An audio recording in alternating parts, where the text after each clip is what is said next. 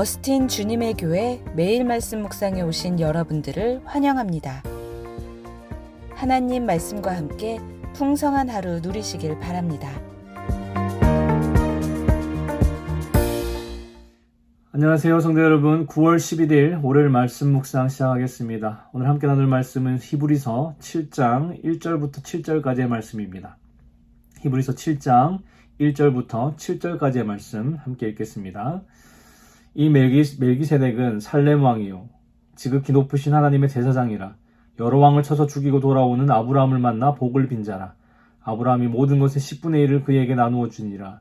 그 이름을 해석하면 먼저는 의의 왕이요 그 다음은 살렘 왕이니 곧 평강의 왕이요 아버지도 없고 어머니도 없고 족보도 없고 시작한 날도 없고 생명의 끝도 없어 하나님의 아들과 닮아서 항상 제사장으로 있느니라. 이 사람이 얼마나 높은가를 생각해보라. 조상 아브라함도 노량물 중 10분의 1을 그에게 주었느니라. 레위의 아들들 가운데 제사장의 직분을 받은 자들은 율법을 따라 아브라함의 허리에서 난 자라도 자기 형제인 백성에게서 10분의 1을 취하라는 명령을 받았으나 레위 족보에 들지 아니한 멜기세덱은 아브라함에게서 10분의 1을 취하고 약속을 받은 그를 위하여 복을 빌었나니 논란의 여지 없이 낮은 자가 높은 자에게서 축복을 받느니라. 아멘. 성경을 읽다 보면 병든 자가 낫게 되고 또 죽은 자가 살아나는 기적 외에도 영적으로 신비한 그런 장면들이 종종 등장합니다. 예를 들면 민수기 22장 28절에서 하나님이 나귀의 입을 열어서 발람에게 말을 하게 하시는 장면이라든지 열왕기하 6장 17절에서 엘리사가 하나님께 그 아람 군대 앞에서 두려워 떨고 있는 자기 종의 눈을 열어 보게 달라고 기도했을 때 불말과 불병거가 산에 가득하여서 엘리사를 둘러싸고 있는 모습을 보게 하시는 장면이라든지 영적으로 신비한 일들이 성경에 많이 기록되어 있습니다. 오늘 본문도 그 중에 하나라고 생각하는데요. 멜기세덱이라는 인물은 정말 신비한 존재입니다. 멜기세덱이 성경에 처음 등장하는 곳은 창세기 14장입니다. 가나안 땅에서 남북전쟁이 일어났는데 북쪽 연합군이 남부군을 이기고 또 소돔에 있는 아브라함의 조카 롯과 가족들을 포로로 이렇게 잡아갔습니다. 그 소식을 들은 아브라함은 조카 롯을 구하기 위해서 정예병을 데리고 북부 연합군을 뒤쫓아갔고 야간의 기습에서 롯과 재물을 다 찾아서 이렇게 돌아왔습니다.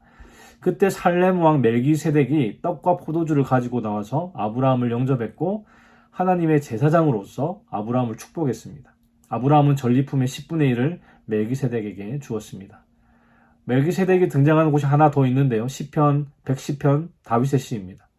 이 시편은 메시아에 대한 예언이 그 중심을 이루고 있는데 다윗이 가진 메시아에 대한 영적 통찰력이 잘 드러나 있는 시입니다.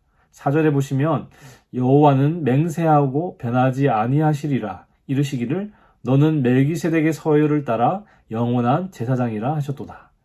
메시아는 멜기세덱의 서열을 따르는 영원한 제사장입니다. 여기에서도 메시아 즉 그리스도와 멜기세덱을 연결하고 있습니다. 성경에서 이 두 본문과 또 오늘 히브리서 본문 외에는 멜기세덱을 설명하는 곳이 없습니다. 이 신비한 존재에 대한 정보가 거의 없다는 뜻이죠. 오늘 본문 2절과 3절을 다시 한번 읽어보겠습니다. 2절과 3절입니다. 아브라함이 모든 것의 10분의 1을 그에게 나누어 주니라. 그 이름을 해석하면 먼저는 의의 왕이요 그 다음은 살렘 왕이니 곧 평강의 왕이요 아버지도 없고 어머니도 없고 족보도 없고 시작한 날도 없고 생명의 끝도 없어 하나님의 아들과 닮아서 항상 제사장으로 있느니라. 그나마 멜기세덱에 대해서 알 수 있는 정보는 살렘 왕이고 아버지와 어머니도 없고 족보도 없고 생명의 끝도 없는 인물이라는 겁니다. 멜기세덱을 역사적인 실존 인물로 보기에는 신비한 영역이 너무나 많습니다. 그런데 또 멜기세덱을 어떤 천상적인 그 존재로만 보기에는 그가 가나안 살렘 왕국의 왕이었고 아브라함을 직접 만났던 기록도 있기 때문에 어떤 천상적인 존재로만 보기에도 무리가 있습니다. 그래서 균형적인 어떤 해석을 하기 위해서는 양자 모두를 택해야 합니다. 멜기세덱은 역사적인 실존 인물이지만 천상적인 존재의 의미도 가지고 그렇게 있다고 보아야 전체 해석에 무리가 가지 않습니다. 그런데 여러분, 히브리서 기자는 왜 정보도 별로 없고 신비한 존재인 이 멜기세덱에게 집착하고 있을까요? 제가 지난주에 히브리서의 기록 목적에 대해 말씀드렸는데요. 히브리서의 수신자인 유대 그리스도인들은 로마로부터 어떤 물리적인 고난과 핍박을 받고 있었습니다. 그리고 본토 유대인들로부터 다시 이렇게 율법주의와 유대주의로 돌아오라는 그런 신앙적인 공격 또한 아주 맹렬하게 받고 있었습니다. 그래서 예수님에 대한 믿음을 저버리고 유대교로 돌아가려는 유대 그리스도인들에게 예수 그리스도의 어떤 우월성을 설명하기 위해서 히브리서를 기록했다고 했습니다. 히브리서 기자는 유대 그리스도인들이 우러러보는 어떤 선지자, 천사, 모세보다 더 우월하시고 완전하신 대제사장 예수님을 깊이 생각하며 신실하게 그들의 믿음을 지키기 원했습니다. 히브리서 기자는 이런 목회적 어떤 정황을 염두에 두고 어떻게 하면 이 성도들이 그리스도 안에서 믿음을 지킬 수 있을까 고민하다가 그리스도와 아주 유사한 성격으로 소개된 구약의 인물인 멜기세덱 이야기를 꺼낸 것이죠. 우리가 볼 때는 왜 하필 정보도 별로 없는 멜기세덱일까 이렇게 생각할 수 있습니다.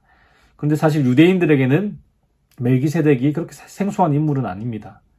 BC 168년부터 AD 68년 사이에 존재했던 쿰난 공동체라는 유대인 신앙 공동체가 있는데요.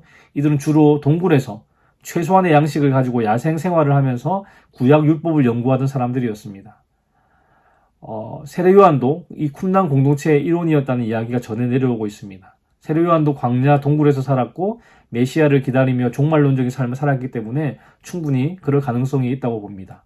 어쨌든 이 쿰난 공동체가 구약 성경을 연구하다가 멜기세덱에 대한 관심을 가지고 지금 현재 일어나고 있는 것보다 더 많은 연구를 했다는 증거들이 그들이 살던 동굴 안에서 많이 발견되었습니다. 그래서 유대인들은 쿰난 공동체의 자료에 근거했던 조상들로부터 들었던 멜기세덱의 존재에 대해서는 자연스럽게 다 알고 있었습니다. 여러분, 유대 그리스도인들이 예수님에 대해서 선지자, 천사, 모세보다 높고 우월하신 분이라는 것은 알겠는데 그분이 우리의 대제사장이라는 것, 이건 이해하기 어려웠습니다. 대제사장이 백성들을 위해 속죄제물로 제사를 드려야 백성들의 죄가 사하여지고 의롭게 되는 것인데 예수님께서 그들의 대제사장 되어주신다는 것을 이해하기가 어려웠다는 말입니다. 예수님께서 우리의 대제사장이다 라고 말하면 우리는 그냥 그렇구나 하고 이해합니다. 그런데 유대인들에게는 절대 이해할 수 없는 말입니다. 왜냐하면 그들이 구약 성경을 통해 알고 있는 것은 제사장이든 대제사장이든 반드시 아론의 혈통과 레위 지파 출신이어야 합니다. 구약시대 제사장들은 초대 대제사장이었던 아론의 반차를 따라서, 그러니까 아론의 서열을 따라서 제사장직을 수행했습니다. 아론이 레위 지파이기 때문에 제사장은 레위 지파에서만 나올 수 있는 것이죠. 그런데 예수님은 어느 지파 출신입니까? 예수님은 유다 지파 출신입니다. 유다 지파에서 대제사장, 이것이 유대인들이 결코 이해할 수 없는 것 중에 하나였습니다. 히브리서 기자는 이 문제를 해결하기 위해서 예수님과 유사한 성격으로 소개된 구약의 인물인 멜기세덱 이야기를 꺼낸 것입니다. 우리 4절부터 7절까지 다시 한번 읽어보겠습니다. 4절부터 7절입니다. 이 사람이 얼마나 높은가 생각해보라. 조상 아브라함도 노량물 중 10분의 1을 그에게 주었느니라. 레위의 아들들 가운데 제사장의 직분을 받은 자들은 율법을 따라 아브라함의 허리에서 난 자라도 자기 형제인 백성에게서 10분의 1을 취하라는 명령을 받았으나 레위 족보에 들지 아니한 멜기세덱은 아브라함에게서 10분의 1을 취하고 약속을 받은 그를 위하여 복을 빌었나니 논란의 여지 없이 낮은 자가 높은 자에게서 축복을 받느니라. 레위 지파의 조상은 아브라함입니다. 그런데 아브라함은 누구에게 11조를 드렸습니까? 멜기세덱에게 11조를 바쳤습니다. 그리고 멜기세덱은 하나님의 약속을 받은 아브라함을 축복했습니다. 7절에 보니까 논란의 여지 없이 낮은 자가 높은 자에게서 축복을 받느니라. 두말할 필요 없이 축복은 윗사람이 아랫사람에게 하는 것이죠. 아브라함보다 멜기세덱이 높다는 뜻입니다. 여러분, 그럼 자연적으로 어느 계열이 더 높습니까? 멜기세덱의 계열이 더 높습니다. 그래서 히브리서 기자는 유대 그리스도인들에게 예수님은 아브라함의 후손인 아론의 반차를 따라 제사장이 된 것이 아니라 아브라함보다 더 높은 멜기세덱의 반차를 따라 대제사장이 된 분이라고 설명하고 있습니다.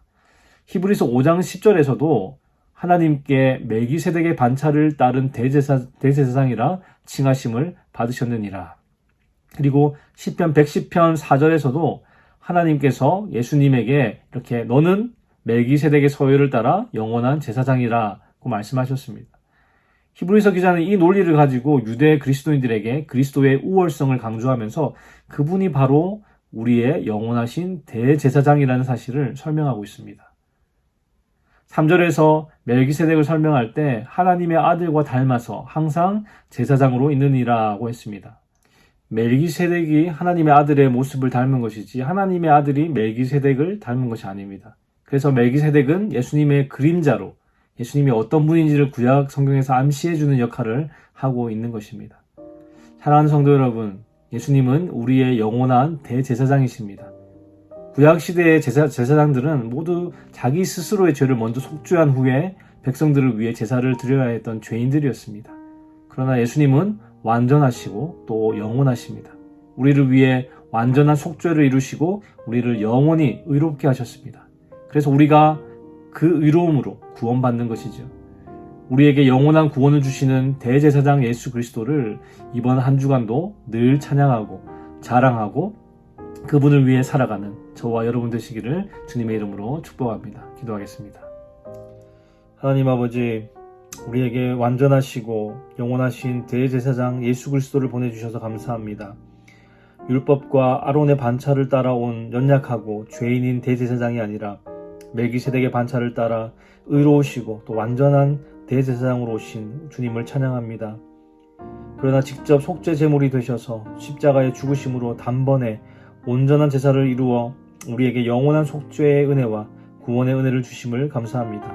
이 은혜를 잊지 않고 살아가는 우리가 되게 하시고 주님께서 이루신 이 놀라운 일들을 세상에 자랑하며 살아가는 우리의 삶이 되게 하여 주시옵소서. 주님, 오늘도 주께서 주시는 힘과 은혜로 살아가기 원합니다. 주의 도우심으로 승리하는 하루 되게 하여 주시옵소서. 감사를 드리며 예수 그리스도의 이름으로 기도하였습니다. 아멘. 월요일 기도 제목으로 기도하겠습니다. 첫 번째, 하나님께서 허락하신 여러 가지 감사의 제목으로 기도하실 때에 우리의 가정, 교회, 생업, 학업, 건강 등 여러 가지 삶의 기회들을 감사하며 기도하기 원합니다. 두 번째, 한 주간 예수의 흔적이 있는 삶이 되도록 기도하실 때에 우리의 모든 삶의 터전에서 우리의 말과 행위를 통해 예수 그리스도가 드러나도록 기도하기 바랍니다. 세 번째, 코람데오, 즉 하나님 앞에서의 삶을 살 수 있도록 함께 기도하시기 바랍니다. 그리고 선교사님들을 위해 기도하실 때에 태국의 전운주 선교사님, 그리고 아프간의 임도마 선교사님, 브라질의 김창현 선교사님을 위해 기도하겠습니다.